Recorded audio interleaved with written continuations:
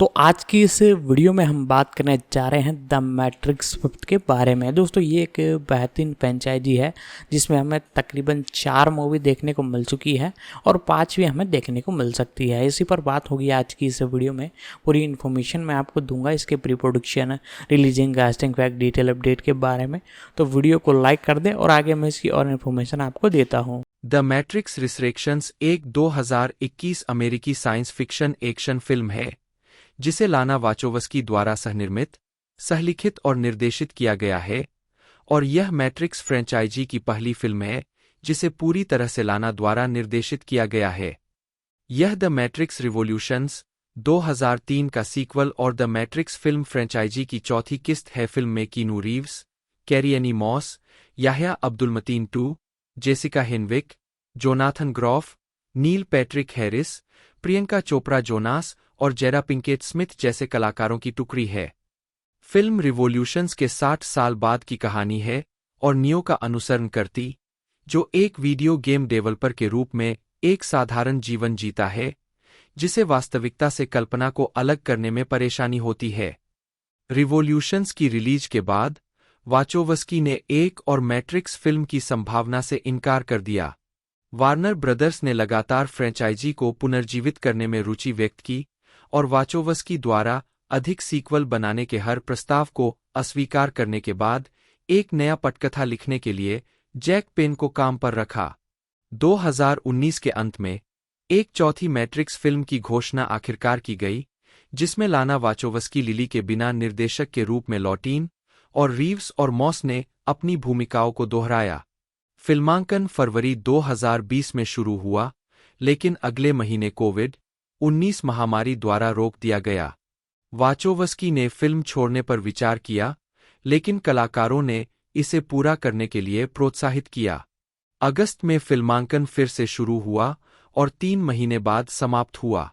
The Matrix रिसरेक्शंस का premiere 16 दिसंबर 2021 को San Francisco के कास्त्रो थिएटर में हुआ और इसे 22 दिसंबर को वार्नर ब्रदर्स पिक्चर्स द्वारा सिनेमाघरों और HBO मैक्स स्ट्रीमिंग सेवा के माध्यम से रिलीज किया गया। फिल्म को आलोचकों से मिली-जुली प्रतिक्रिया मिली और बॉक्स ऑफिस पर इसका प्रदर्शन निराशाजनक रहा। $190 मिलियन के प्रोडक्शन बजट के बावजूद इसने दुनिया भर में केवल $159 मिलियन की कमाई की।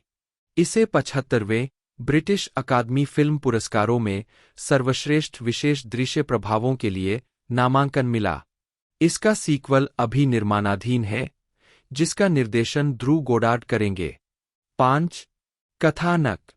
बग्स नाम की एक युवती को पता चलता है कि मैट्रिक्स पुराने कोर को लूप में चला रहा है और वह उस क्षण को दर्शाता है जब ट्रिनिटी ने पहली बार मैट्रिक्स के भीतर नियो को पाया था। बग्स मॉर्फियस का एक प्रोग्राम खोजती है और उसे सिमुलेशन से मुक्त करने में मदद करती है। थॉमस एंडरसन ने द मैट्रिक्स नामक एक वीडियो गेम श्रृंखला बनाई है जो नियो के रूप में उनकी धुंधली यादों पर आधारित है।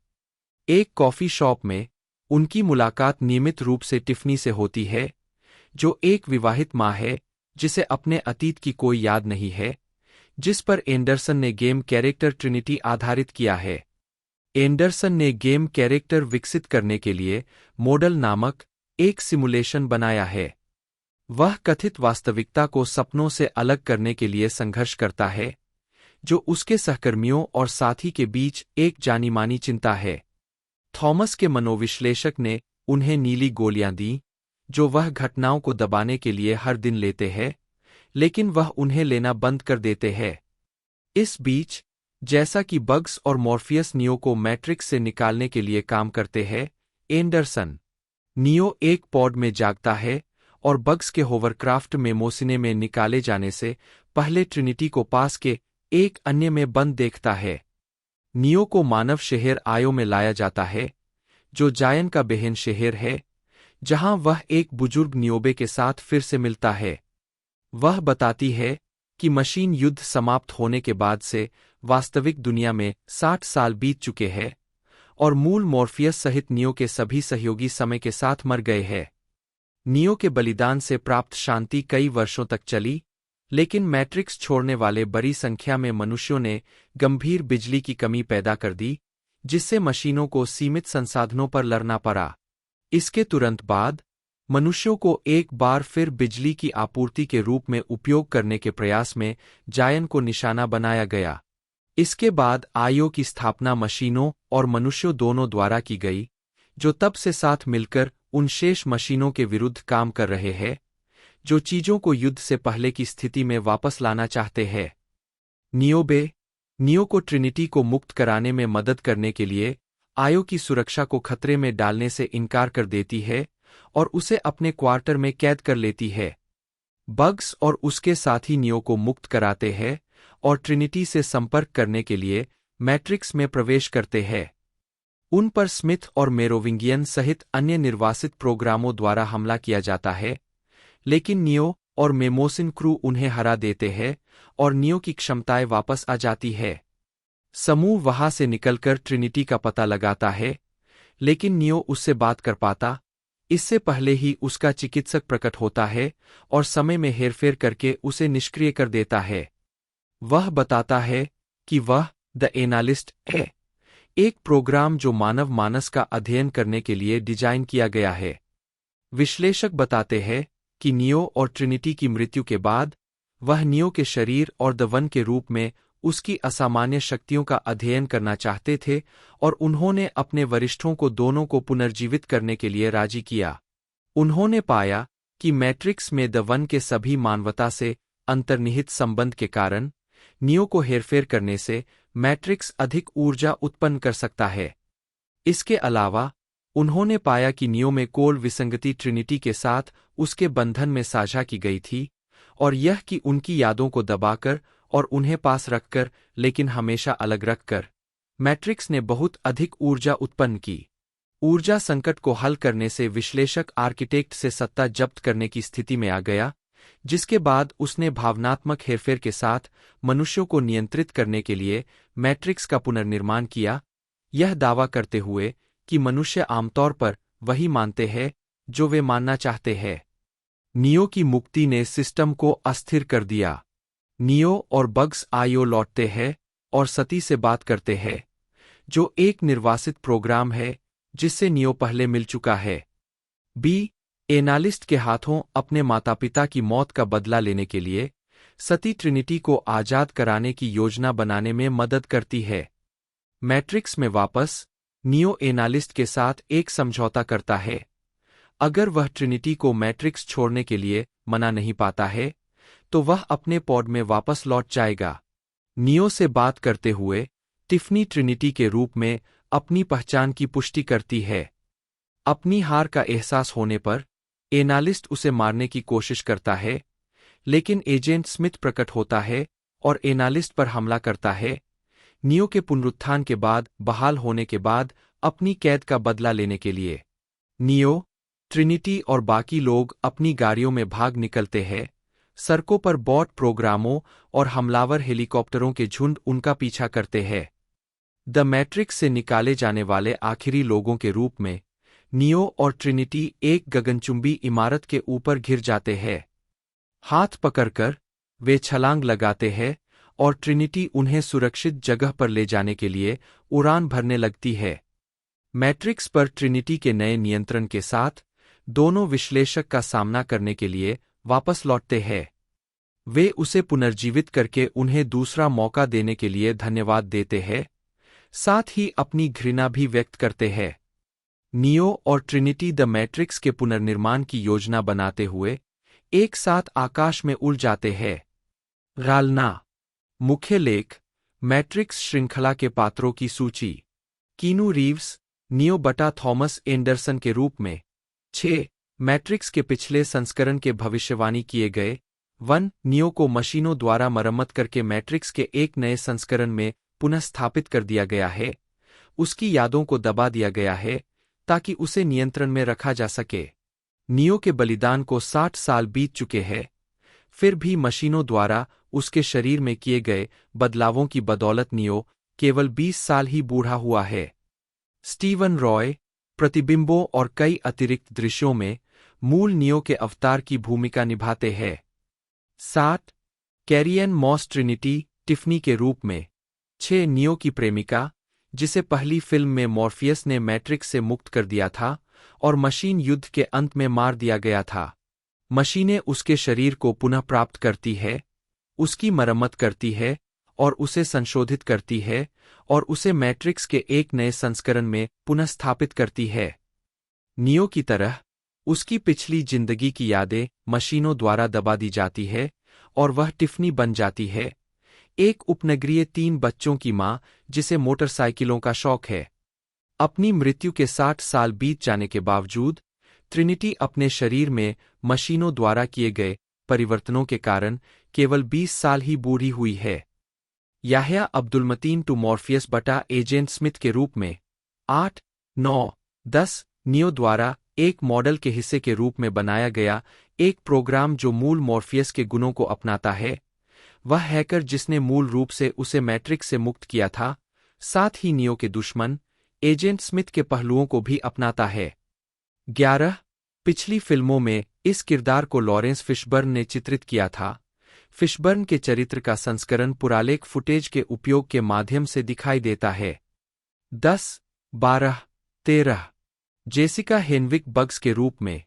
14 एक बंदूकधारी जिसके शरीर पर सफेद खरगोश का टैटू है और होवरक्राफ्ट में मोसिन की कप्तान।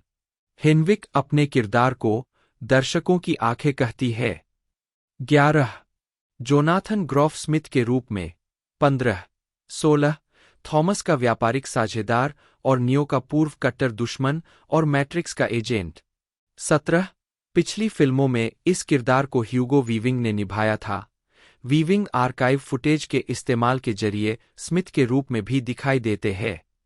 10 भूमिका की तैयारी के लिए ग्रॉफ ने वीविंग के प्रदर्शन वाले यूट्यूब क्लिप देखे, मूल त्रयी को दोबारा देखा और मैरी शेली की फ्रैंकस्टीन, फिलिप के डिक की कृतियों और क्रिस्टोफर इशरवुड की द बर्लिन स्टोरीज को पढ़ा।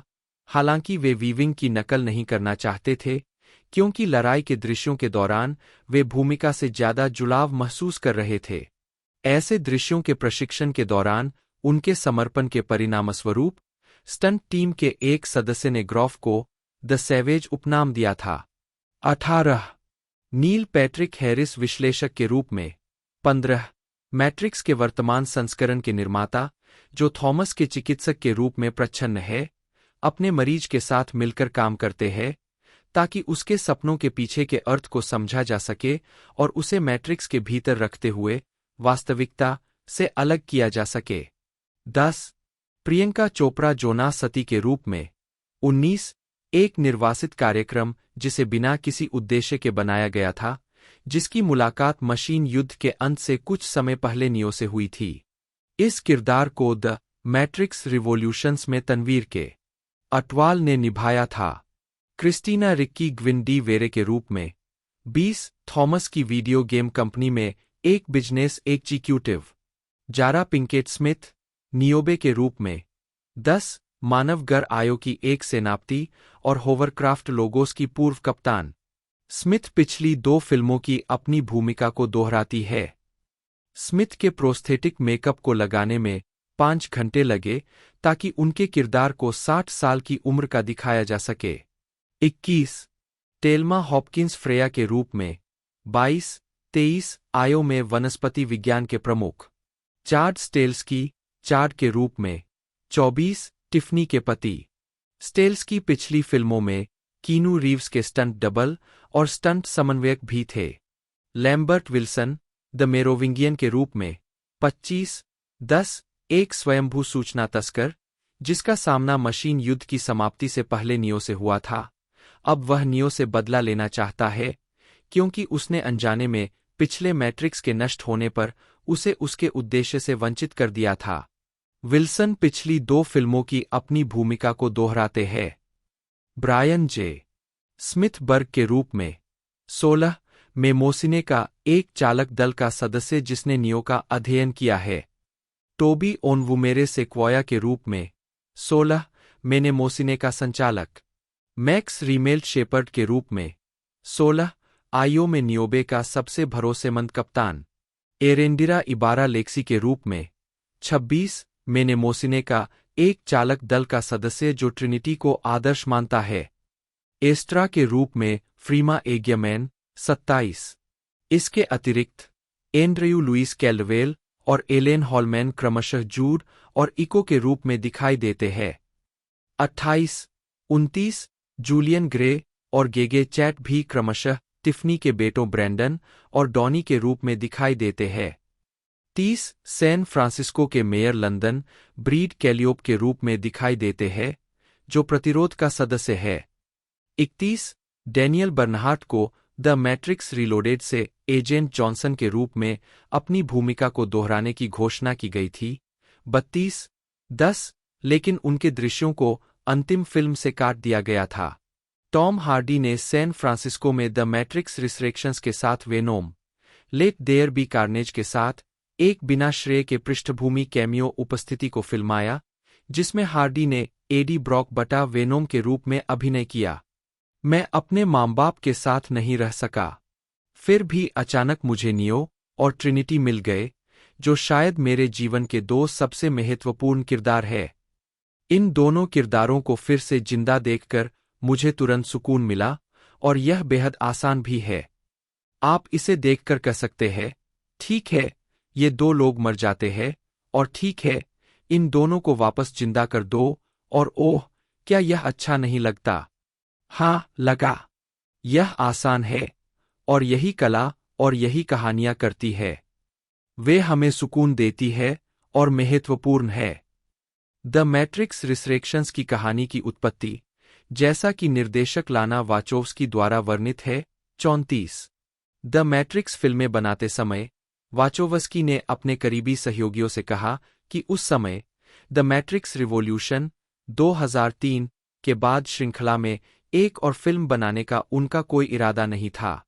35 इसके बजाय उन्होंने गेमर्स को कहानी विरासत में मिलने की धारणा को अपना आशीर्वाद दिया और the matrix online 2005 video game को आधिकारिक निरंतरता के रूप में बिल किया गया।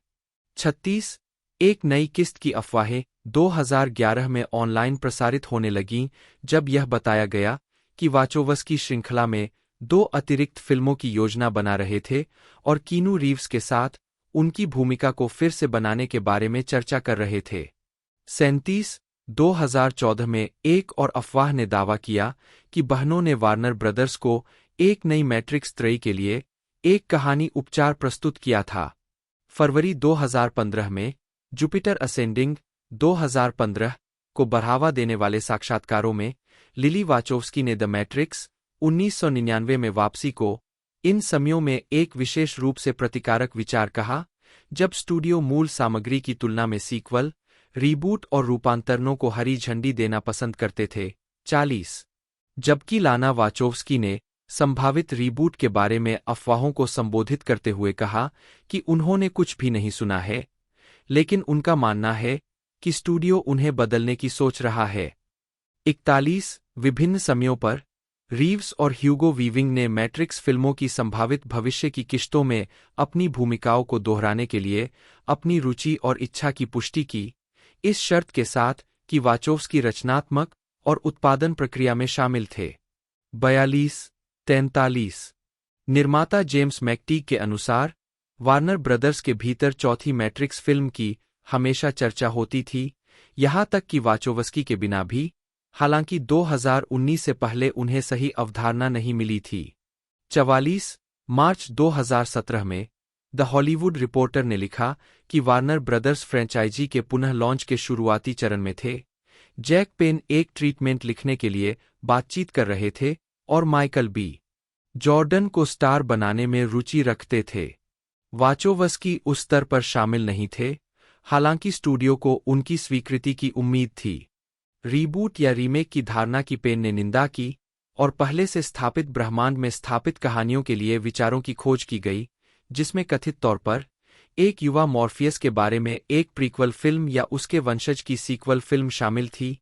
46 पेन ने अक्टूबर 2019 में स्पष्ट किया कि वह वार्नर ब्रदर्स में 2 मैट्रिक्स परियोजनाओं में से एक पर काम कर रहे थे और उनका काम योजनाबद्ध फिल्म से अलग था। 47 पेन की फिल्म वाचोव्स्की की फिल्म के पक्ष में आगे नहीं बढ़ी। जेडा पिंकेट स्मिथ ने बाद में प्रतिबिंबित किया कि फ्रेंचाइजी की विरासत को अन्य फिल्म निर्माताओं को सौंपना एक भयानक गलती होती।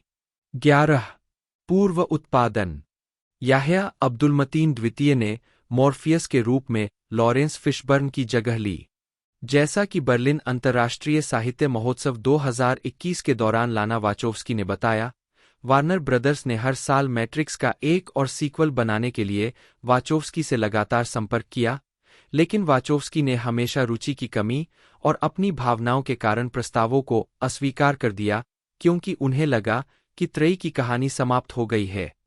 हालांकि 2019 में वाचोव्स्की के माता-पिता रॉन और लिन वाचोव्स्की लाना के एक करीबी दोस्त के साथ मर गए।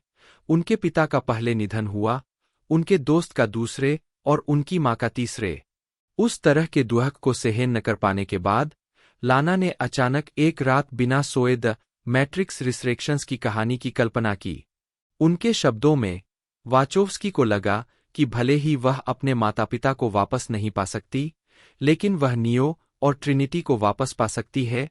44 वार्नर ब्रदर्स ने 20 अगस्त 2019 को फिल्म की आधिकारिक घोषणा की। लाना वाचोव्स्की एकमात्र निर्देशक के रूप में लौट आईं। रीव्स और कैरी-एनी मॉस ने अपनी भूमिकाओं को फिर से करने की पुष्टि की। पटकथा वाचोव्स्की, डेविड मिशेल और अलेक्जेंडर हेमन ने लिखी थी, जिन्होंने पहले सेंस 8 की श्रृंखला का समापन एक साथ लिखा था। 6 48 49 वाचोव्स्की ने पहले मिशेल के उपन्यास क्लाउड एटलस 2004 के 2012 के फिल्म रूपांतरण का निर्देशन भी किया था। Lilly Wachowski Showtime series work in progress 2019 से 2021 पर काम करने के कारण फिल्म से शामिल नहीं थीं, लेकिन उन्होंने इसमें शामिल लोगों को मूल से भी बेहतर कहानी के साथ आने का आशीर्वाद दिया। 50 उन्होंने कहा कि उन्हें एक कलाकार के रूप में खुद से जुड़ने के लिए उद्योग से दूर समय की आवश्यकता थी। 51 उस महीने जॉन टोल को सिनेमेटोग्राफर के रूप में नियुक्त किया गया था। टोल वाचोव्स्की की पिछली फिल्मों क्लाउड एटलस और जुपिटर असेंडिंग के साथ-साथ सेंस 8 के हर एपिसोड। मार्च 2020 में उत्पादन जर्मनी के पोट्सरेम में स्टूडियो बेबेल्सबर्ग में स्थानांतरित हो गया। 16 मार्च 2020 को कोविड-19 महामारी के कारण फिल्म का निर्माण निलंबित कर दिया गया था। 81 फिल्मांकन रुकने के बाद वाचोव्स्की ने फिल्म को कभी खत्म न करने और इसे एक अधूरी पौराणिक फिल्म के रूप में जाने देने की संभावना पर विचार किया, जिसे किसी ने नहीं देखा। हालांकि कलाकारों ने वाचोव्स्की पर वापस लौटने और फिल्म को तब तक पूरा करने का आग्रह किया जब तक वह सहमत नहीं हो गईं। 82 16 अगस्त 2020 को रीव्स ने पुष्टि की कि बर्लिन में फिल्मांकन फिर से शुरू हो गया है। 83 वाचोव्स्की के लंबे समय के कैमरा ऑपरेटर डेनियल मैसाकेसी ने मूल डीओपी जॉन टोल के अपने परिवार में स्वास्थ्य समस्या के कारण चले जाने के बाद फिल्मांकन के उत्तरार्ध में फोटोग्राफी के निदेशक के रूप में कार्यभार संभाला। 85 86 निर्देशक लाना वाचोव्स्की के साथ संवाद संपादन, ध्वनि मिश्रण, ध्वनि डिजाइन और ध्वनि संपादन का काम 2021 के वसंत में बेबेल्सबर्ग स्थित post production company rotor film में हुआ। दृश्य प्रभाव जो स्क्रीन पर स्थान और समय को ऑफसेट दिखाने की अनुमति देते हैं, उन्हें विशेष रूप से आउटडोर शूटिंग के दौरान मैट्रिक्स रिसरेक्शंस के लिए विकसित कैमरा सिस्टम के साथ और बेबेल्सबर्ग में वोलुकैप नामक वॉल्यूमेट्रिक स्टूडियो के साथ-साथ बेबेल्सबर्ग फिल्म स्टूडियो परिसर में दुनिया के पहले वॉल्यूमेट्रिक अंडरवाटर स्टूडियो में बनाया गया था। वोलुकैप स्टूडियो बेबेल्सबर्ग, फ्रॉनहोफर सोसाइटी और यूएफए के बीच एक सहयोग ने मैट्रिक्स रिसरेक्शंस पर 2 साल तक साइट पर काम किया। 87 मैट्रिक्स रिसरेक्शंस पर काम खत्म करने के बाद सहनिर्माता स्टूडियो बेबेल्सबर्ग ने अपने सबसे बड़े फिल्म स्टूडियो स्टेज 20 को इंद्रधनुषी रंगों से सुसज्जित किया और वाचोव्स्की के सम्मान में इसका नाम रेनबो स्टेज रखा। विभिन्न यौन अभिविन्यासों और पहचानों वाले लोगों के प्रति अपनी प्रतिबद्धता के लिए जाने जाने वाले वाचोव्स्की ने पहले भी बेबेल्सबर्ग में कई बार निर्देशन किया था, जैसे वी फॉर वेंडेट्टा 2006 और क्लाउड एटलस 2012। 88, 84। संगीत। मुख्य लेख द मैट्रिक्स रिसरेक्शंस साउंड ट्रैक। सितंबर 2021 में वार्नर ब्रदर्स ने पुष्टि की कि जॉनी क्लिमेक और टॉम टाइकवर फिल्म का स्कोर तैयार करेंगे, जिन्होंने पहले सेंस 8 और क्लाउड एटलस में वाचोव्स्की के साथ सहयोग किया था। नवासी डॉन डेविस की जगह लेंगे, जिन्होंने पहली 3 फिल्मों के लिए स्कोर तैयार किया था। जेफरसन एयरप्लेन का 1967 का गाना व्हाइट रैबिट ट्रेलर और फिल्म में प्रमुखता से दिखाया गया है। 91 वाचोव्स्की ने कहा कि ट्रेलर के लिए व्हाइट रैबिट का चुनाव न केवल लुइस कैरोल के 1865 के उपन्यास एलिस एडवेंचर्स इन वंडरलैंड के तत्वों के संदर्भ में था, जिसे द मैट्रिक्स ने पहले इस्तेमाल किया था और जिस पर व्हाइट रैबिट आधारित है, बल्कि जेफरसन एयरप्लेन के लिए भी एक संकेत है, जिसे सैन फ्रांसिस्को में द मैट्रिक्स क्लब के लिए एक हाउस बैंड के रूप में बनाया गया था। 93 मूल गीत पहली मैट्रिक्स फिल्म के अंत में प्रमुखता से दिखाया गया था। 94 और इसके अंत में ब्रास अगेंस्ट द्वारा एक कवर गीत रिसरेक्शंस को दिखाया गया है। 95 फिल्म का स्कोर 17 दिसंबर 2021 को जारी किया गया था। एल्बम का एक track Neo and Trinity theme, Johnny Klimek और टॉम टाइकवर एक्सोमोर्फ रीमिक्स 10 दिसंबर को एकल के रूप में जारी किया गया था। ढलाई अगस्त 2019 में फिल्म की घोषणा के बाद रीव्स और मॉस को नियो और ट्रिनिटी के रूप में अपनी भूमिकाओं को दोहराने की पुष्टि की गई थी। 6 अक्टूबर 2019 में याह्या अब्दुल-मतीन टू को फिल्म में लिया गया था। कुछ स्रोतों ने अनुमान लगाया था कि वह एक युवा मॉर्फियस की भूमिका निभाएंगे, जबकि नील पैट्रिक हैरिस को एक अज्ञात भूमिका में जोड़ा गया था। 53 पहले ट्रेलर के रिलीज होने के बाद अब्दुल-मतीन टू ने पुष्टि की कि वह वास्तव में मॉर्फियस की भूमिका निभा रहे थे। 9 लॉरेंस फिशबर्न, जिन्होंने मूल त्रयी में मॉर्फियस को चित्रित किया, ने अगस्त 2020 में घोषणा की कि उन्हें मॉर्फियस के रूप में अपनी भूमिका को फिर से करने के लिए नहीं कहा गया था। 55 फिशबर्न ने बाद में अप्रैल 2025 में कहा कि उन्होंने अपनी भूमिका को फिर से करने के लिए अपनी सेवाओं की पेशकश की। 56 पिंकेट स्मिथ ने नियोब के रूप में अपनी भूमिका को दोहराने के लिए बातचीत शुरू की। जेसिका हेनविक ने एक अज्ञात भूमिका में शामिल होने के लिए बातचीत शुरू की। 57 जिसे बाद में बग्स के रूप में प्रकट किया गया। 14 हेनविक को Marvel Cinematic Universe MCU film Shang Chi and the legend of the ten rings 2021 में एक भूमिका के लिए ऑडिशन देने के लिए वॉल्ट डिज्नी कंपनी द्वारा विचार किया जा रहा था। उसी समय उन्हें बग्स के हिस्से के लिए ऑडिशन देने की पेशकश की गई थी, जिसे उन्होंने अपने लिए red pill blue pill moment बताया। हेनविक ने शांग-ची के बजाय रिसरेक्शंस को चुना। 11 दिसंबर में जोनाथन ग्रॉफ और टोबी ओनवुमेरे के साथ जेडा पिंकेट स्मिथ और जेसिका हेनविक की पुष्टि की गई थी। उन्होंने नियोबे के लिए कुछ अलग-अलग संस्करणों पर काम किया, जब तक कि वे चरित्र को एक बुजुर्ग रूप में चित्रित करने के लिए तैयार नहीं हो गए। 61 जनवरी 2020 में एरेंडिरा इबारा को कास्ट किया गया, जिसमें प्रियंका चोपड़ा अंतिम बातचीत में शामिल हुई। 62 उसी महीने लैम्बर्ट विल्सन, जिन्होंने सीक्वल में मेरोविंगियन की भूमिका निभाई, ने खुलासा किया कि वह वापसी के लिए बातचीत कर रहे थे।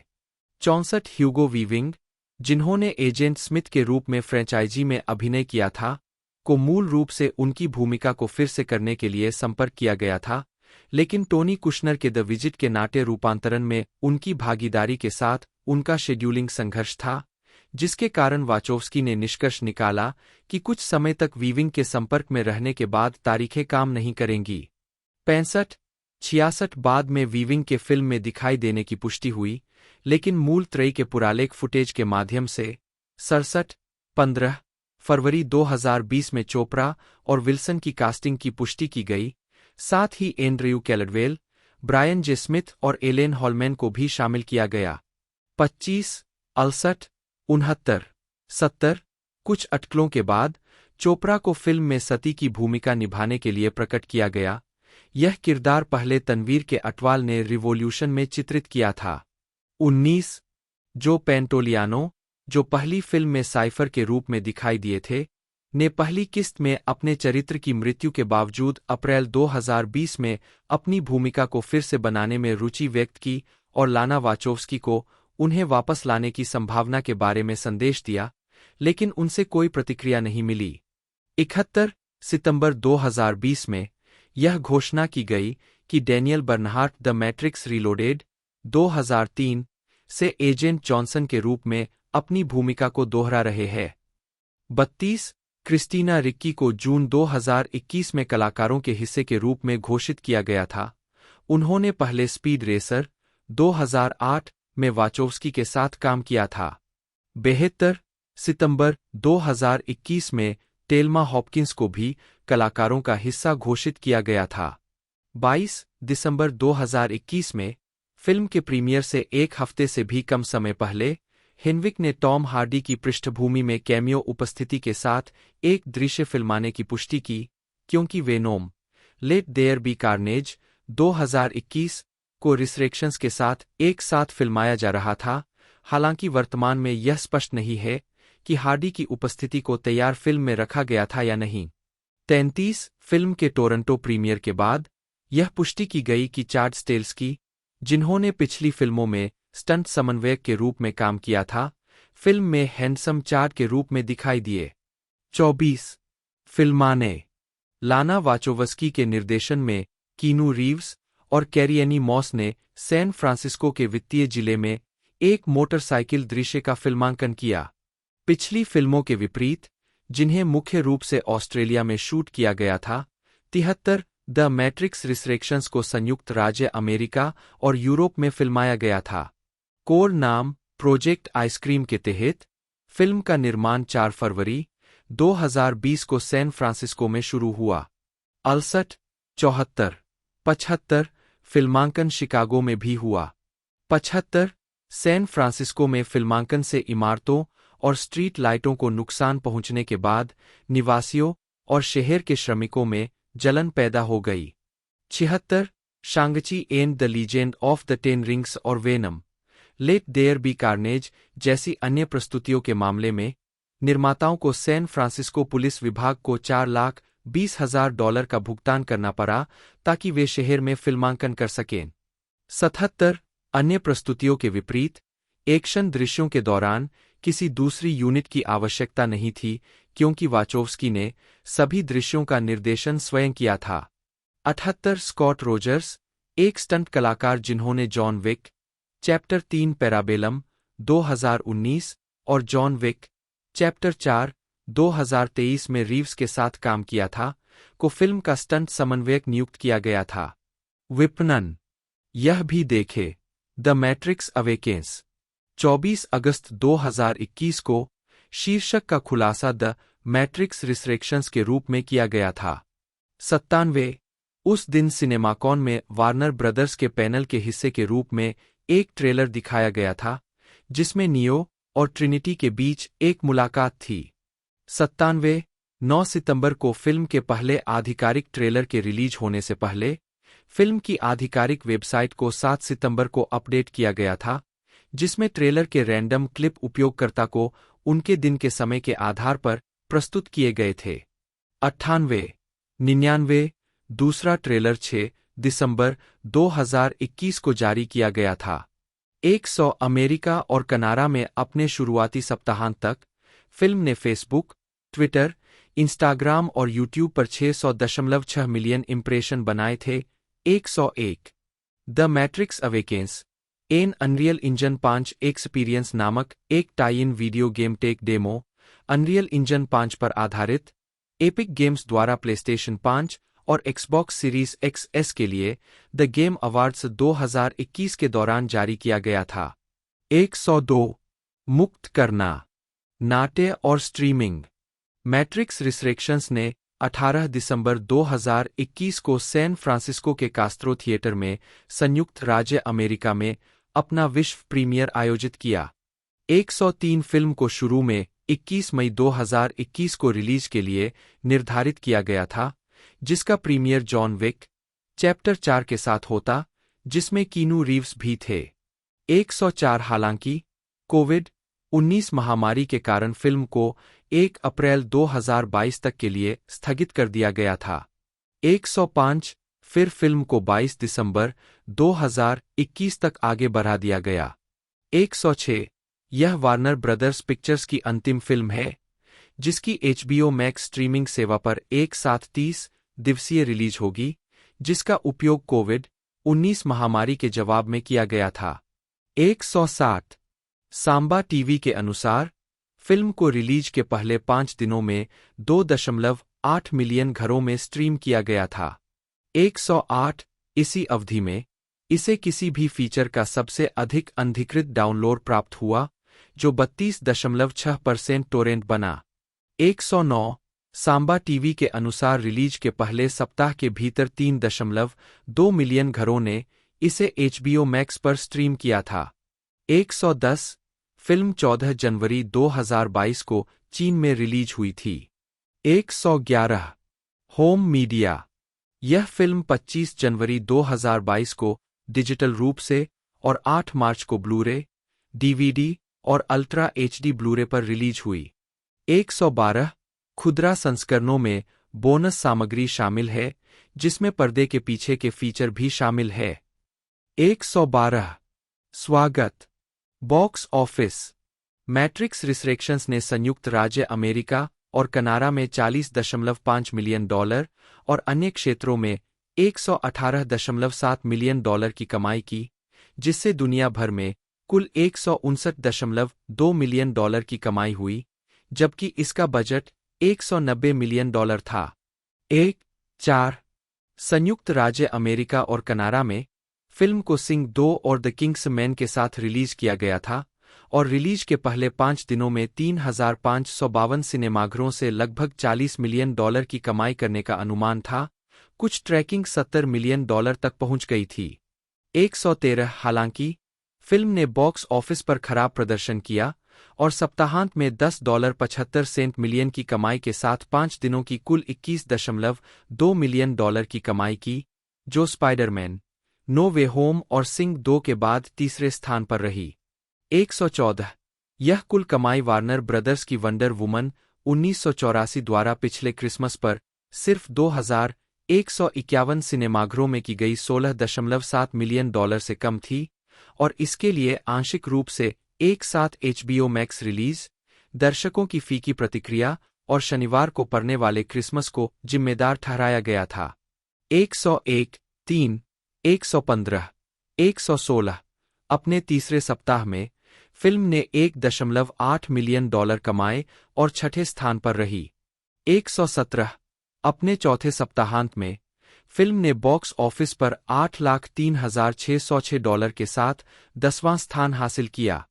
118 फिल्म ने रूस में दूसरे स्थान पर $3.9 मिलियन, जापान में पहले $3.9 मिलियन और थाईलैंड में पहले $7,94,000 की कमाई की।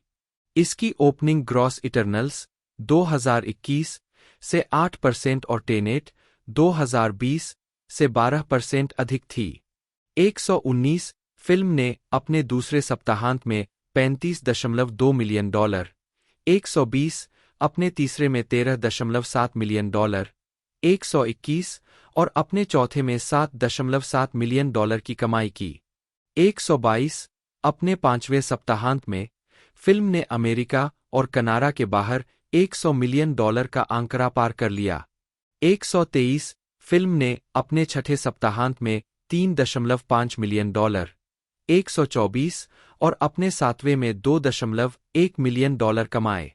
125 फरवरी 2022 में सहवित्त पोषक विलेज रोडशो ने अनुबंध के उल्लंघन के लिए वार्नर ब्रदर्स पर मुकदमा दायर किया, जिसमें दावा किया गया कि HBO मैक्स पर द मैट्रिक्स रिसरेक्शंस को स्ट्रीम करने के फैसले से थिएट्रिकल बॉक्स ऑफिस पर बिक्री के बेहद खराब आंकड़े आए और मैट्रिक्स फ्रेंचाइजी के मूल्य को नुकसान पहुंचा।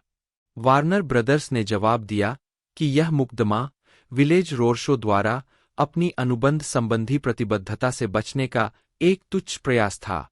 126 आलोचनात्मक प्रतिक्रिया। समीक्षा एग्रीगेटर वेबसाइट रॉटन टोमाटोज ने 356 समीक्षाओं के आधार पर 63% की अनुमोदन रेटिंग दर्ज की, जिसकी औसत रेटिंग 6.2 रही।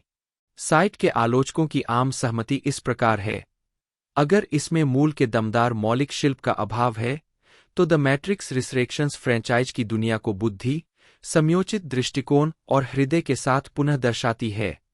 127 मेटाक्रिटिक पर 57 आलोचकों के आधार पर फिल्म को 100 में से 63 का भारित औसत स्कोर प्राप्त हुआ है, जो आम तौर पर अनुकूल समीक्षाओं को दर्शाता है। 128 सिनेमास्कोर द्वारा सर्वेक्षण किए गए दर्शकों ने फिल्म को A+ से F पैमाने पर B का औसत ग्रेड दिया, जो श्रृंखला में सबसे कम है, जबकि पोस्टर ट्रैक ने बताया कि 60% दर्शकों ने इसे सकारात्मक अंक दिए, जिनमें से 46% ने कहा कि वे निश्चित रूप से इसकी सिफारिश करेंगे। 101 लॉस एंजल्स टाइम्स ने फिल्म को लेकर विभाजित प्रतिक्रियाओं की सूचना दी। 129 फिल्म समीक्षक केटी वॉल्श ने फिल्म की प्रशंसा करते हुए निष्कर्ष निकाला: वाचोव्स्की द मैट्रिक्स रिसरेक्शंस में यह निडर ईमानदारी और आनंद की भावना लाती है, जो एक स्वागत योग्य अनुस्मारक भी है कि बड़ी एक्शन फिल्में अच्छी तरह से रोशन, आश्चर्यजनक रूप से डिजाइन की गई और हाँ, रंगीन भी हो सकती है। 130 द इंडिपेंडेंट ने फिल्म को 5 में से 4 दिए और लिखा: द मैट्रिक्स रिसरेक्शंस भावुकता, सशक्तिकरण और स्वतंत्रता की शक्तियों के लिए एक शाब्दिक आह्वान के साथ समाप्त होता है। यह विचार करता है कि क्या मानवता उनमें कोई मूल्य पाती है, जो बदले में वास्तव में पूछती है कि क्या दर्शकों को अभी भी इस शुद्धता और महत्वाकांक्षा वाले ब्लॉकबस्टर में कोई दिलचस्पी है। 131 गिज़्मोडो ने फिल्म की प्रशंसा करते हुए कहा: रिसरेक्शंस एक बेहतरीन मैट्रिक्स सीक्वल है जो जानती है कि आपको मैट्रिक्स सीक्वल में क्या चाहिए, और आपको वह उन तरीकों से देती है जिनकी आप उम्मीद नहीं करते। कभी कभी ये चीजें काम नहीं करती, लेकिन ज्यादातर काम करती है, और परिणामस्वरूप मुझे यह कहने में पूरा विश्वास है: द मैट्रिक्स वापस आ गया है।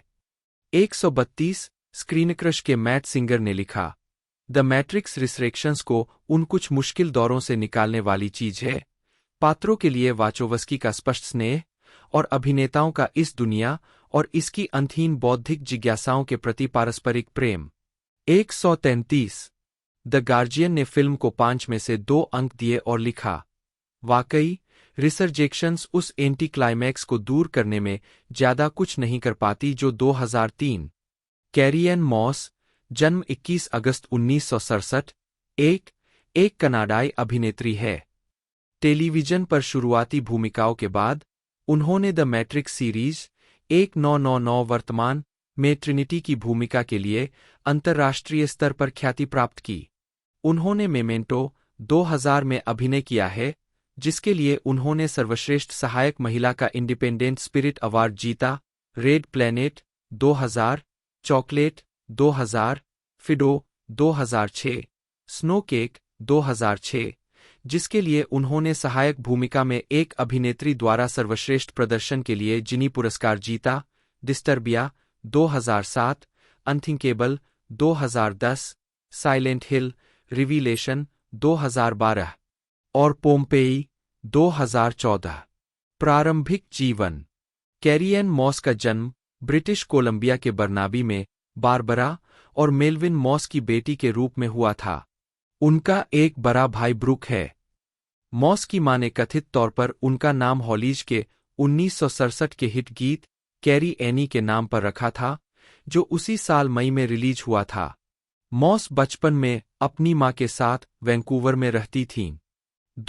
11 साल की उम्र में वह वैंकूवर चिल्ड्रंस म्यूजिकल थिएटर में शामिल हो गई और बाद में अपने अंतिम वर्ष में मैगी सेकेंडरी स्कूल क्वायर के साथ यूरोप का दौरा किया। आजीविका। 1990 का दशक और सफलता। स्पेन में रहने के दौरान मॉस को ड्रामा सीरीज डार्क जस्टिस में जज निकोलस मार्शल की क्लर्क तारा की भूमिका मिली, जो उनकी पहली टेलीविजन उपस्थिति थी। वह 1992 में श्रृंखला के साथ बार्सिलोना से लॉस एंजिल्स चली गईं। मॉस ने श्रृंखला के तीसरे और अंतिम सीजन से पहले डार्क जस्टिस छोड़ दिया और उनकी जगह एलिसा हेनशॉन ने सामंथा सैम कॉलिंस की भूमिका निभाई। वापस लौटने पर उन्होंने पासाडेना में American Academy of Dramatic Arts में दाखिला लिया और बाद में उन्होंने फॉक्स के prime time soap opera Models Inc में एक मॉडल के रूप में अभिनय किया, जो मेलरोज प्लेस का एक स्पिन-ऑफ था। जुलाई 1995 में श्रृंखला को रद्द कर दिया गया। उन्होंने मैट्रिक्स नामक एक अल्पकालिक कनारा में बनी श्रृंखला को मुख्य भूमिका दी। 3 दशक में उनकी कई फिल्म भूमिकाएं भी फिल्मों में थीं, जिनमें फ्लैशफायर 1994, the soft kill 1994, tough guy 1994, lethal tender 1996, sabotage 1996 और द सीक्रेट लाइफ ऑफ अल्जेरनॉन 1997 शामिल है। उनकी सफल भूमिका तब आई जब उन्होंने science fiction thriller the matrix 1999 में ट्रिनिटी की भूमिका निभाई। उनकी भूमिका के लिए अत्यधिक कलाबाजी की आवश्यकता थी और कास्टिंग के दौरान उन्हें 3 घंटे के शारीरिक परीक्षण से गुजरना पड़ा। फिल्म ने दुनिया भर में $460 मिलियन से अधिक की कमाई की और आलोचकों द्वारा अत्यधिक प्रशंसित हुई, जिनमें से कुछ ने इसे अब तक की सबसे महान साइंस फिक्शन फिल्मों में से एक माना है। 4-5 मॉस ने जोर देकर कहा कि द मैट्रिक्स में कास्ट होने से पहले उनका कोई करियर नहीं था। इसने मॉस को अंतर्राष्ट्रीय पहचान दिलाई और उनके करियर को बदल दिया। न्यूयॉर्क डेली न्यूज के एक साक्षात्कार में उन्होंने कहा, द मैट्रिक्स ने मुझे बहुत सारे अवसर दिए। तब से मैंने जो कुछ भी किया है वह उस अनुभव के कारण है। इसने मुझे बहुत कुछ दिया है। 6 मॉस को सर्वश्रेष्ठ अभिनेत्री के लिए सैटर्न पुरस्कार और ब्रेकथ्रू फीमेल परफॉर्मेंस के लिए एमटीवी मूवी अवार्ड के लिए नामांकित किया गया था। -2000 मॉस की 2000 में 4 फिल्में रिलीज हुई: chocolate, red planet, the crew और मेमेंटो। रोमांटिक कॉमेडी चॉकलेट में उन्होंने कैरोलीन क्लेयरमोंट की भूमिका निभाई, जो एक फ्रांसीसी गांव में रहने वाली एक ठंडी, धार्मिक महिला थी। फिल्म के प्रति समग्र सकारात्मक प्रतिक्रिया के हिस्से के रूप में द न्यूयॉर्क टाइम्स ने टिप्पणी की कि मॉस शोकाकुल बेबी ब्लू में लिपटी एक ईमानदार विधवा मां के रूप में चोट की झलक दिखाती है। वह दिखाती है कि इस तरह का दिखावा करना आसान नहीं है। 7 फिल्म ने अंतर्राष्ट्रीय बॉक्स ऑफिस पर $152 मिलियन कमाए। 8 science fiction thriller red planet में उन्होंने मंगल ग्रह के लिए एक बचाव मिशन के कमांडर और नेता की भूमिका निभाई थी। एवी क्लब ने महसूस किया कि मॉस तंगफिटिंग अंतरिक्ष फैशन की एक श्रृंखला की मॉडलिंग करते समय काफी हद तक चिंता में डूब गई थीं। $980 मिलियन के बजट के बावजूद फिल्म ने दुनिया भर में केवल $33 मिलियन की कमाई की। 10 वह माइकल डिनर द्वारा निर्देशित अपराध ब्लैक कॉमेडी द क्रू में जासूस ओलिविया नील के रूप में दिखाई दीं। क्रिस्टोफर नोलन की नियोनोयर मनोवैज्ञानिक थ्रिलर मेमेंटो में उन्होंने एक चालाक बारटेंडर का किरदार निभाया था, जिसकी मुलाकात एक ऐसे व्यक्ति से होती है जो एंटेरोग्रेड एमनेसिया से पीड़ित है। निर्माता जेनिफर टॉड ने द मैट्रिक्स में उनके प्रदर्शन से प्रभावित होकर मॉस को इस भूमिका के लिए सुझाया था। नोलन ने मॉस को नताली के रूप में लेने का फैसला करते हुए कहा, उन्होंने नताली की भूमिका में बहुत कुछ जोड़ा जो पृष्ठ पर नहीं था। 11 यह फिल्म एक स्लीपर हिट बन गई, जिसे आलोचकों द्वारा सराहा गया और इसने $9 मिलियन के बजट में $39.7 मिलियन की कमाई की। 12-13 उन्होंने अपने प्रदर्शन के लिए सर्वश्रेष्ठ सहायक महिला का इंडिपेंडेंट स्पिरिट पुरस्कार जीता। मॉस ने 2003 में रिलीज हुई back to back sequel the Matrix Reloaded और द मैट्रिक्स रिवॉल्यूशन में ट्रिनिटी की भूमिका को दोहराया। मूल की तरह द मैट्रिक्स रीलोडेड को सकारात्मक आलोचनात्मक स्वागत मिला। 14 और यह बॉक्स ऑफिस पर एक बड़ी हिट बन गई, जिसने दुनिया भर में $742.1 मिलियन की कमाई की। 15 द मैट्रिक्स रिवॉल्यूशन को गुनगुना आलोचनात्मक स्वागत मिला, लेकिन इसने वैश्विक स्तर पर $427.3 मिलियन कमाए। 16-17 बीबीसी ऑनलाइन के साथ एक साक्षात्कार के दौरान मॉस ने फ्रेंचाइजी में अभिनय करने के लिए अपना गर्व व्यक्त किया, जिसे उन्होंने अपने जीवन का एक खंड बताया। यह गहरा है और इतने लंबे समय तक इसका हिस्सा रहना सुंदर है। यह बहुत शानदार है। 18 2005 में मॉस ने कम देखी गई थ्रिलर सस्पेक्ट जीरो में FBI एजेंट फ्रैन कुलोक के रूप में अभिनय किया और स्वतंत्र ड्रामा द चमस्क्रबर में कलाकारों की टुकड़ी का हिस्सा थीं, जिसका प्रीमियर सनडांस फिल्म फेस्टिवल में हुआ था। मॉस अगली बार ज़ॉम्बी कॉमेडी फिडो 2006 में दिखाई दी, जिसमें उन्होंने 1950 के दशक के वैकल्पिक ब्रह्मांड में एक गृहिणी की भूमिका निभाई, जहां अंतरिक्ष से विकिरण ने मृतकों को लाश में बदल दिया है। उन्होंने फिल्म के लिए बहुत समृद्ध और बहुत दृश्य स्क्रिप्ट का उल्लेख किया और नियंत्रण और प्रभुत्व के बारे में अंतर्निहित संदेशों के लिए इस परियोजना की ओर आकर्षित हुई। 19 Fido Toronto international film festival में एक ओपनिंग नाइट फिल्म थी। 20 और इसे काफी हद तक अनुकूल समीक्षा मिली। लॉस एंजल्स टाइम्स ने इसे चुनिंदा सिनेमाघरों में रिलीज किया गया और आलोचकों से सकारात्मक समीक्षा मिली। मॉस को सहायक भूमिका में सर्वश्रेष्ठ अभिनेत्री के लिए जिनी पुरस्कार के लिए नामांकन मिला रहा था। यह फिल्म एक संभावित नई सीरीज की शुरुआत करने के लिए बनाई गई है, लेकिन इसमें कोई वास्तविक रचनात्मक जीवन नहीं है। जहां मूल फिल्म विस्फोटक रूप से नवीन थी, यह सिर्फ IP का एक और टुकड़ा है, मौलिकता का एक एल्गोरिथ्म। 134 द वर्ज ने भी फिल्म को नकारात्मक समीक्षा दी, जिसमें अभिनय और दृश्यों की प्रशंसा की गई, लेकिन लेखन, चरित्र चित्रण और पात्रों के पुनर्निर्धारण की आलोचना की गई और महसूस किया गया कि रिसर्जेक्शन नियो और ट्रिनिटी की प्रेम कहानी पर केंद्रित है, लेकिन एक असंबद्ध और निराशाजनक तरीके से। 135 द टाइम्स ने एक स्टार समीक्षा में इसे एक और सचमुच भयानक सीक्वल कहा और इसकी रचनात्मक उथल-पुथल, पिछली मैट्रिक्स फिल्मों से समानता, आत्मसंदर्भितता के स्तर और इसके एक्शन दृश्यों की गुणवत्ता की आलोचना की। 136 गल्फ न्यूज ने फिल्म की मिश्रित समीक्षा की और निष्कर्ष निकाला कि द मैट्रिक्स रिसरेक्शंस भले ही एक उतार-चढ़ाव भरा सफर हो, लेकिन फिर भी यह एक सफर है। 137 IGN की अमेलिया एम्बरविंग ने फिल्म को 10 में से 4 अंक दिए, प्रदर्शनों की प्रशंसा की लेकिन निष्पादन और दृश्यों की आलोचना की। साथ ही लिखा, द मैट्रिक्स रिसरेक्शंस एक ऐसी फिल्म है जो पंथ के इतिहास में दर्ज हो जाएगी क्योंकि यह इतनी हास्यास्पद रूप से खराब है। सच कहूं तो मैं यह भी नहीं कह सकती कि यह आनंददायक नहीं है, क्योंकि मैंने इसके लंबे समय तक चलने वाले अधिकांश भाग को इस बात पर हंसते हुए बिताया कि इसका अधिकांश भाग कितना भ्रामक है। और आगे कहा, द मैट्रिक्स रिसरेक्शंस बहुत अच्छे विचारों का एक समूह है, जिन्हें एक खराब और कभी-कभी बदसूरत फिल्म बनाने के लिए एक साथ रखा गया है। 138 जून 2025 में इंडीवायर ने 2020 की 100 सर्वश्रेष्ठ फिल्मों अब तक की अपनी सूची में फिल्म को 49वें स्थान पर रखा। हिचकॉकियन थ्रिलर डिस्टर्बिया 2007 में मॉस ने एक परेशान किशोर की मां को चित्रित किया, जो अपने पड़ोसियों में से एक पर संदेह करता है कि वह एक सीरियल किलर है। फिल्म को सकारात्मक आलोचनात्मक स्वागत मिला और दुनिया भर में 117.8 मिलियन अमेरिकी डॉलर कमाए।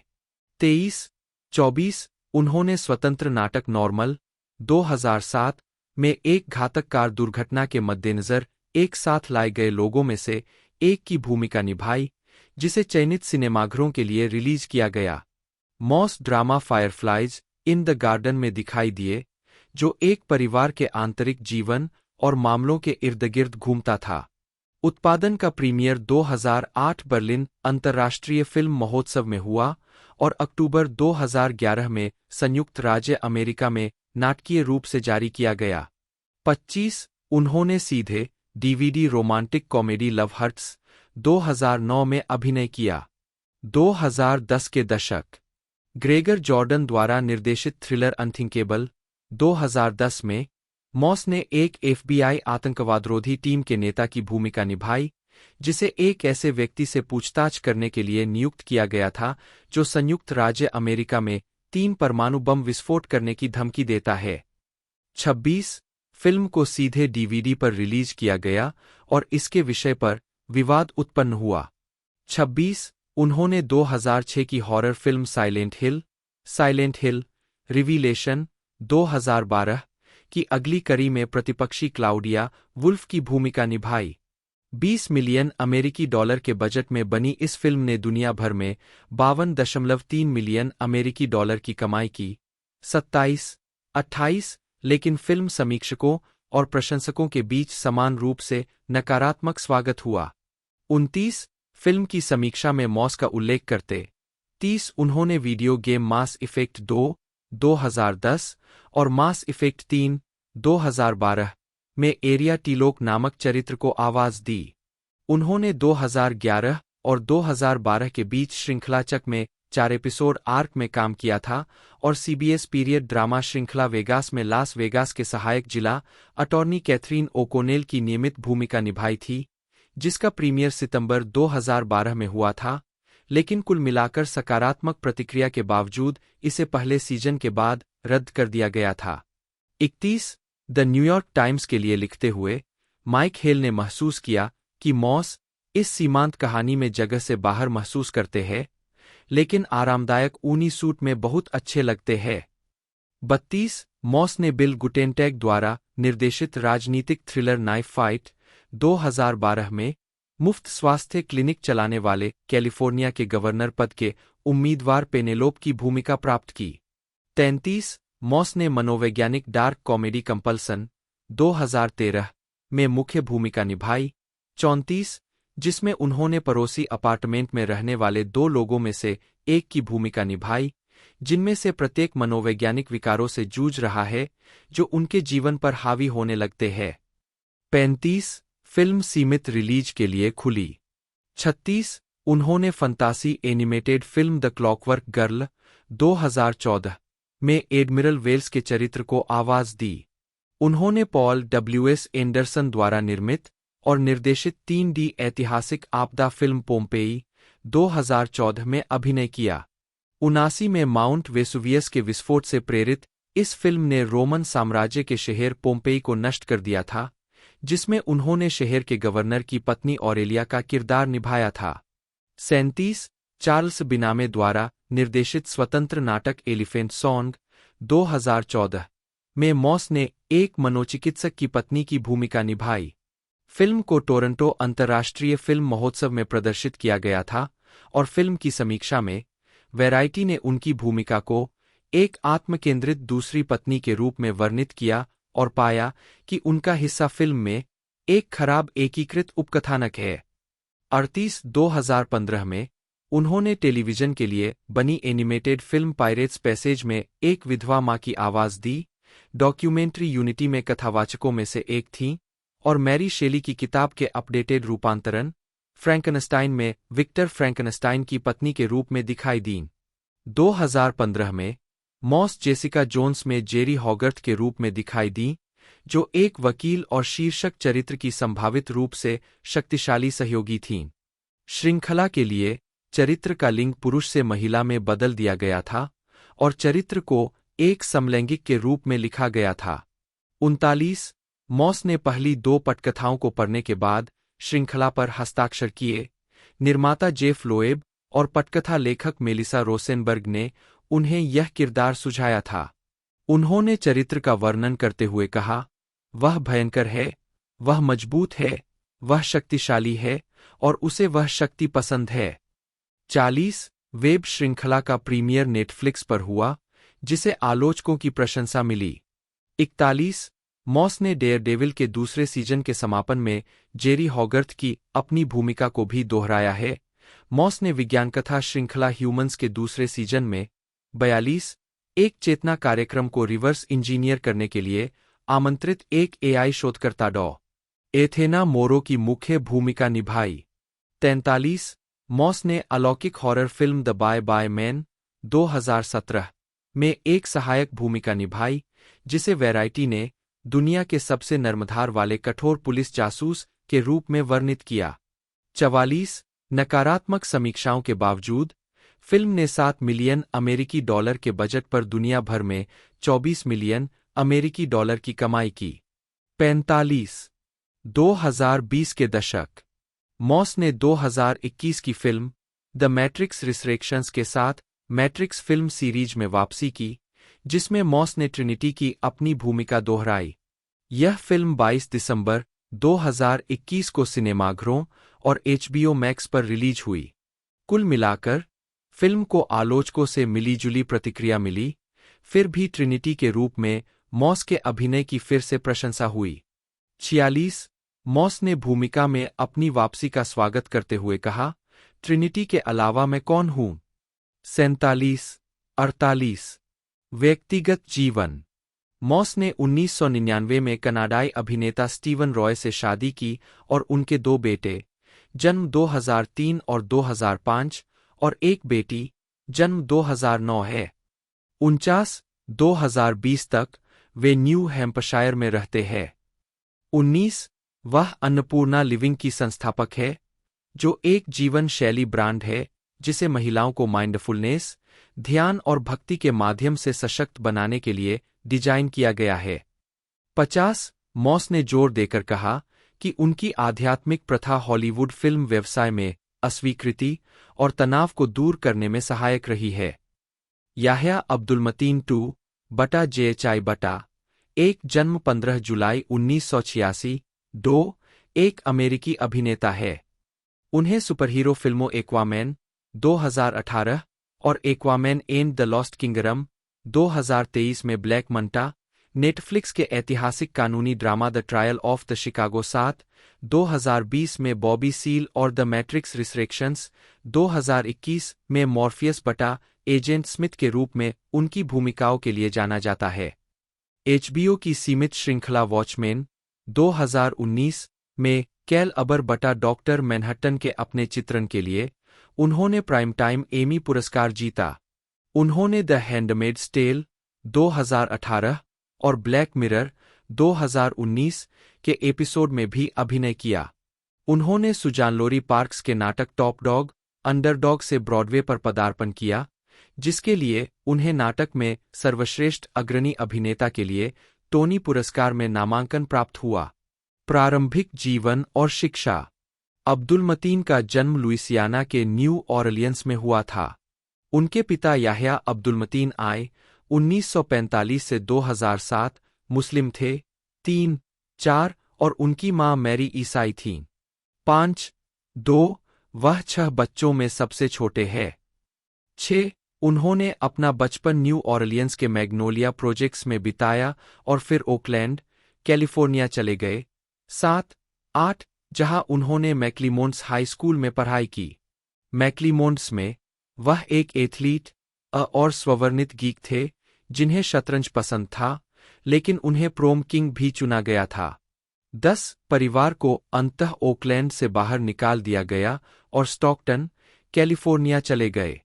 9 कैलिफोर्निया विश्वविद्यालय, बर्कले में अपने समय के दौरान मतीन अल्फा फी अल्फा 11 के सदस्य बन गए और कैलिफोर्निया गोल्डन बियर के लिए एक बाधा दौड़ में भाग लिया।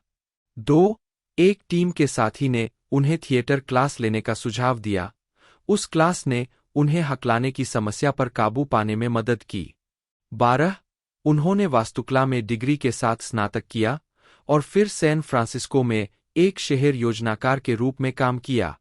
13 अपनी नौकरी से निकाल दिए जाने के बाद उन्होंने येल स्कूल ऑफ ड्रामा 4 में दाखिला लिया और मास्टर ऑफ फाइन आर्ट्स की डिग्री के साथ स्नातक किया। 8-14 आजीविका।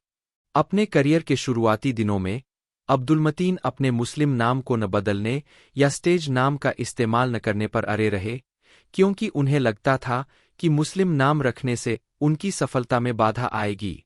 15 2016 में अब्दुल मतीन ने स्टीफन एडली गुर्गिस और बाज लुहरमन की संगीतमय drama series the get down से अपने अभिनय करियर की शुरुआत की, जिसका प्रीमियर नेटफ्लिक्स पर हुआ था।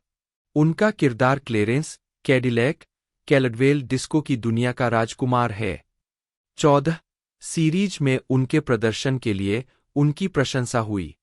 7-16 अब्दुल मतीन 2017 में अब्दुल मतीन शॉन क्रिस्टेंसन की drama film the vanishing of Sydney hall में डुआने की भूमिका में दिखाई दिए। इसका प्रीमियर 2017 सनडांस फिल्म फेस्टिवल में हुआ था। 17 अब्दुल मतीन ने ड्वेन जॉनसन और जैक एफ्रॉन के साथ सेठ गॉर्डन द्वारा निर्देशित एक्शन कॉमेडी फिल्म बेवॉच में एक पुलिस अधिकारी गार्नर एलरबी की भूमिका निभाई। यह फिल्म 25 मई 2017 को रिलीज हुई थी। 18 उन्होंने संगीत में फिल्म द ग्रेटेस्ट शोमैन 2017 में एक चतुर hand to hand acrobat partner WD Wheeler की भी भूमिका निभाई, जिसमें एफ्रॉन ने भी अभिनय किया। साथ ही Hugh Jackman, Michelle Williams, Rebecca Ferguson और जेंडाया के साथ अमेरिकी शोमैन पीटी बार्नम के बारे में। 19 2018 में उन्होंने वेरा फार्मिगा और क्रिस्टोफर प्लमर के साथ road trip drama film boundaries में अभिनय किया, जिसका निर्देशन और लेखन शाना फेस्टे ने किया। 20 और फिल्म एक्वामैन में डीसी कॉमिक्स के खलनायक ब्लैक मंटा की भूमिका निभाई, जिसकी शूटिंग मई 2017 में ऑस्ट्रेलिया में शुरू हुई थी। 21 2018 में अब्दुल मतीन को जॉर्डन पील द्वारा निर्देशित हॉरर फिल्म अस में मुख्य किरदार के पिता के रूप में एक फ्लैशबैक भाग में लिया गया था, जो मार्च 2019 में रिलीज हुई थी। 22 फरवरी 2019 में यह पुष्टि की गई कि अब्दुल मतीन जॉर्डन पील द्वारा निर्मित कैंडीमैन रीबूट में शीर्षक चरित्र के रूप में अभिनय करने के लिए बातचीत कर रहे थे, जिसमें निया डाकोस्टा निर्देशन कर रही थीं। 23 फिल्म को सकारात्मक समीक्षा के साथ 27 अगस्त 2021 को सिनेमाघरों में रिलीज किया गया था। 24-25 मार्च 2019 में यह घोषणा की गई थी कि अब्दुल मतीन को नेटफ्लिक्स की science fiction anthology series black mirror के 5वें सीजन में कास्ट किया गया था। 26 बाद में वर्ष में उन्होंने HBO superhero drama mini series watchman में डॉक्टर मैनहट्टन के रूप में जाने जाने वाले कैल अबर की भूमिका निभाई। 27 जिसने उन्हें सितंबर 2020 में एक सीमित श्रृंखला या एक विशेष में उत्कृष्ट सहायक अभिनेता के लिए अपना पहला एमी पुरस्कार दिलाया। 28 अब्दुल मतीन ने फिल्म द मैट्रिक्स रिसरेक्शंस में मॉर्फियस चरित्र का एक वैकल्पिक संस्करण 29 की भूमिका में अभिनय किया। सितंबर 2022 से जनवरी 2023 तक उन्होंने कोरी हॉकिंस के साथ सुजैन लोरी पार्क्स के नाटक टॉप डॉग अंडरडॉग के पुनरुद्धार में ब्रॉडवे थिएटर की शुरुआत की, जिसने उन्हें एक नाटक में सर्वश्रेष्ठ अग्रणी अभिनेता के लिए टोनी पुरस्कार के लिए नामांकन दिलाया। अक्टूबर 2022 में यह घोषणा की गई कि अब्दुल मतीन को Marvel Cinematic universe Disney plus series wonder man में मुख्य किरदार के रूप में लिया गया है। जेसिका हेनविक बटा एचएन के बटा हेन एक ब्रिटिश अभिनेत्री, लेखिका और निर्देशक है। उन्होंने 2010 में अपने करियर की शुरुआत की और गेम ऑफ थ्रोन्स 2015 से 17, आयरन फिस्ट 2017 से 18, Love and Monsters 2020, Underwater 2020, the Defenders 2017, the Matrix Resurrections 2021, the Gray Man 2022, Glass Onion, a Knives Out Mystery 2022 और द रॉयल होटल 2023 में अपनी भूमिकाओं के लिए जानी जाती है। उनकी निर्देशित पहली फिल्म बस गर्ल को बाफ्टा के लिए नामांकित किया गया था। प्रारंभिक जीवन और शिक्षा। जेसिका हेनविक सरे से है। 2 वह टियोच्यू वंश की सिंगापुरी चीनी माँ और जाम्बिया में जन्मे अंग्रेजी पिता की बेटी है। 3, 4, 5 उनके पिता मार्क 2012 में एक लेखक बन गए और उन्होंने शहरी फंतासी श्रृंखला बाइट बैक लिखी। 6 उसके 2 भाई हैं, एक बड़ा और एक छोटा। 5 हेनविक ने कैम्बरली में कॉलिंगवुड कॉलेज में पढ़ाई की। 7 पढ़ाई छोड़ने से पहले उन्होंने रेडरूफ्स थिएटर स्कूल में कुछ समय के लिए प्रशिक्षण लिया। 8 उन्होंने रिक्की बीडल ब्लेयर के मार्गदर्शन में नेशनल यूथ थिएटर में भी प्रशिक्षण लिया। 9 आजीविका कैरियर का आरंभ। हेनविक को लंदन के चाइनाटाउन में एक कास्टिंग कॉल आया और उनकी मां ने उन्हें इस अवसर का लाभ उठाने के लिए प्रोत्साहित किया। 10 जून 2009 में यह घोषणा की गई कि हेनविक को सीबीबीसी श्रृंखला स्पिरिट वॉरियर्स में बो की मुख्य भूमिका में लिया गया है। 11 जिससे वह ब्रिटिश टेलीविजन श्रृंखला में मुख्य भूमिका निभाने वाली पूर्वी एशियाई मूल की पहली अभिनेत्री बन गईं। 12, 13, 14, 15 2013 की शुरुआत में हेनविक ने जूलिया डोनाल्डसन की किताब पर आधारित रनिंग ऑन द क्रैक्स के अंतर्राष्ट्रीय प्रीमियर में अपने पेशेवर थिएटर करियर की शुरुआत की।